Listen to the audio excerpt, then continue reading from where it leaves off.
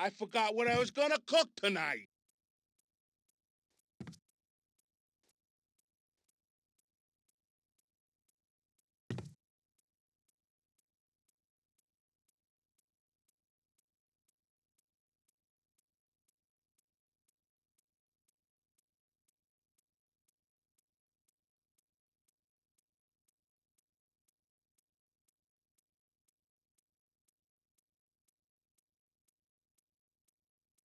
Better get on your knees right now.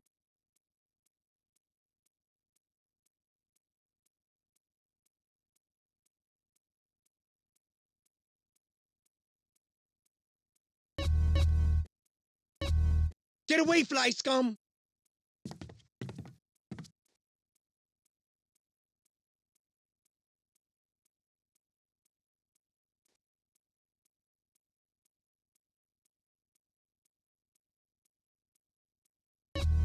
Don't contaminate my jacket, douchebag!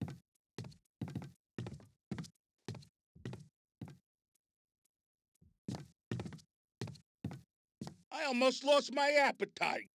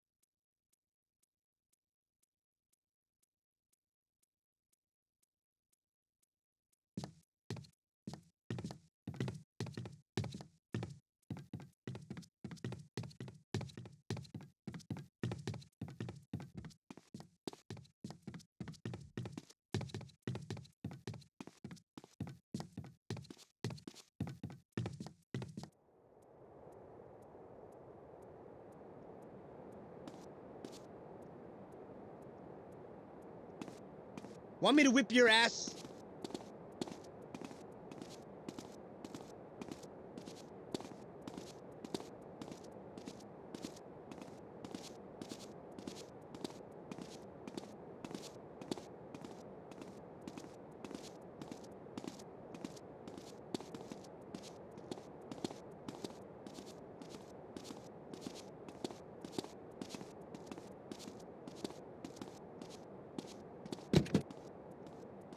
I don't know if you saw today's news, so who is in the right in this great dialectical disaster?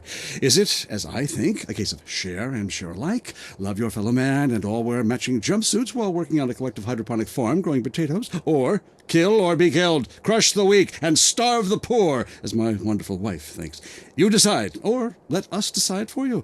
Give us a call, and let my wife, a professor in social Darwinism, or me, a lecturer in pointless anthropology, work things out. That's the problem with liberals. They don't know when to shut up and enjoy freedom. Let's go to the phones. Yeah, hi. Here's the deal. I'm really funny, but nobody wants to hire somebody funny. I mean, how is that fair? I mean, I'm white, middle class, very erudite, whatever that means. But people just respond badly to me.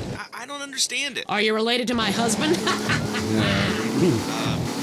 don't think so. I hope not. Have you got a question about politics? Yeah, sure. I know a lot about politics. Hey, can I do your job? I used to be on the radio back in the day. Even my husband can't do his job, you strange, pathetic little sap. Let's have a real caller, please. Hi, my name's Michelle. I'm a first-time caller to the show. I wanted to know what you guys thought about the proposition to ban smoking. Well, this is a simple issue. Smoking. Democracy at work again in our state. Seems like a good thing when you first look at it, but democracy only works when you agree with it. Then it's best to favor a totalitarian state. I'm not sure about this one. I think smoking is an invasion of my body, and I've always wanted to shoot people. I'm right behind the proposition. Me too. Thanks, Michelle. I also wanted to say hi to my stepbrother Phil, who's been undergoing a hair transplant today. Hey Phil, if you're listening, I hope it sticks this time. I won't tell anyone you've got plugs, honey. I'm really proud of you. That's great, honey. But if you want shout-outs, call the rap station. That's offensive, and I'm really offended by what you're saying. I'm a smoker. This used to be a free country. When? Gotcha. Yes, good point. But remember, our founding fathers grew tobacco. It relaxed them between stressful stints of genocide and witch burning. And you're so against raising taxes. Smokers pay more taxes than anyone. My grandfather smoked his whole life, and he lived until he was 32. So what I'm saying is, why can't we encourage more smoking and use the money to pay for better health care and some cultural programs, bringing expressive dance and sun worship back to the inner cities? Worrying about the inner city has ruined your academic career, and this woolly thinking is going to ruin your chances of getting anywhere with me tonight. The thing is, smoking is good because it lets people make a lot of money, but so is selectively culling the population.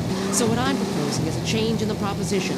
Let people smoke, but make cigarettes much cheaper and force everyone to smoke. That way we weed out the weak, make a lot of money in tax, and keep our national heritage intact. Line 2, you're on I Say, You Say. Hi, I listen every time to your show. It really made me think about the world a whole new way. I moved out of the city because it sucks. Now I live in a compound surrounded by barbed wire and shoot and kill anyone I don't recognize on my land. Just want to say thank you. That's some quality broadcasting. Yeah, thanks. That makes me feel a lot better about myself. Have you got a question? Yeah, I got corpses from 15 illegal immigrants in my yard. I killed them all myself with my bare hands. Can I get a tax break for all this unpaid work? Good question. I would certainly hope so. Ask your accountant if you can register them as dependents. Then hide most of your net worth offshore in a complex money laundering system designed to support the drugs trade. Then you can pay virtually no taxes and complain about how awful you think the whole country is, knowing you're doing as little as possible to help. Cool, thanks. That's good advice. I'm appalled at you, Mary Phillips. Ugh, why? Because that man has a garden full of corpses, and you're talking about money laundering. Yes, it's a great opportunity for some profit-centric thinking. You missed a wonderful opportunity to talk about recycling and organ donation. Oh, God, give me strength. I married a fool. You know, when we first met, Peyton, I thought you were so glamorous with your long hair and big ideas. You were studying for a PhD in cultural ceramic history or cross-cultural underwear or something, and I was very young, very foolish. Now I see you for what you are. And what's that exactly? An intellectual cesspit, a middle-class disaster, a guilt trip wrapped in neuroses and completely unable to function in this society. No wonder I've begun to sleep around. And on that note, we have to go visit our marriage therapist. Who was a conniving bitch and won't write me any more prescriptions for painkillers. Remember, when the left wing and the right wing come together, the country can really get going. Straight off a cliff. We'll see you next time. Boy, I can't imagine what those guys are like in the bedroom, but I'm sure it's a bit like the Bay of Pigs. That was I Say, You Say. Deal with your ignorance in 1 minute flat. Complex issues in 60 seconds. WCTR. Hello? Lisa? Yeah? How you doing, bitch? How do you like living in that house we built together, huh? Do our kids like watching that bald bastard of a new husband kiss you in the morning? They want their real father, Lisa.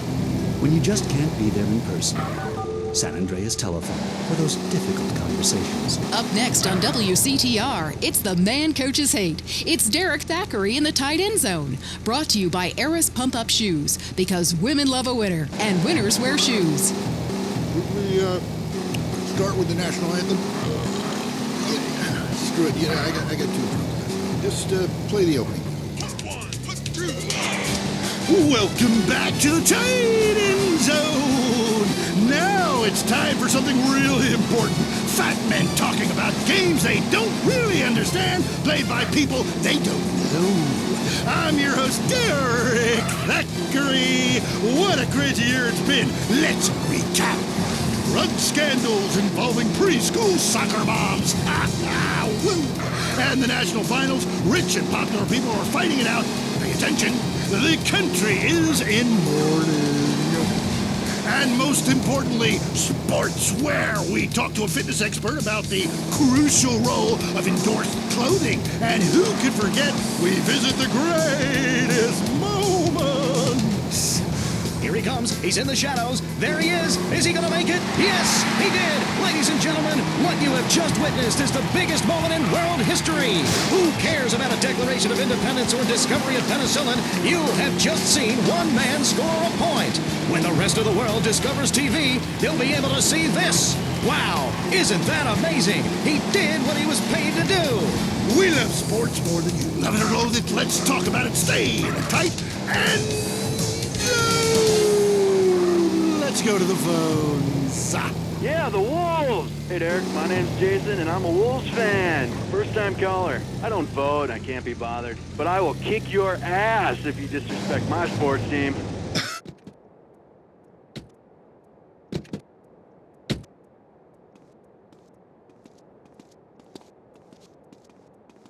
Hey!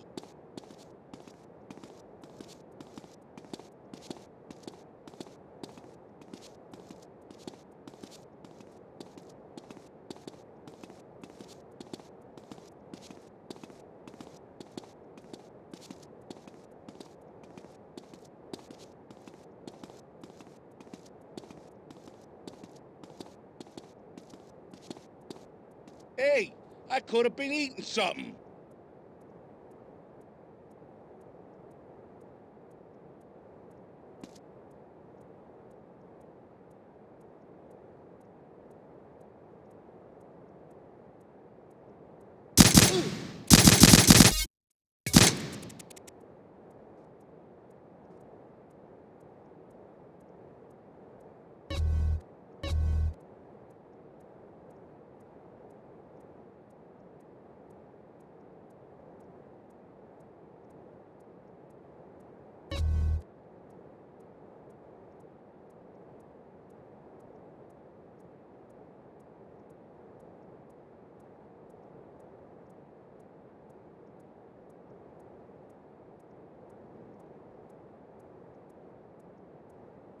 Watch it, cornflake.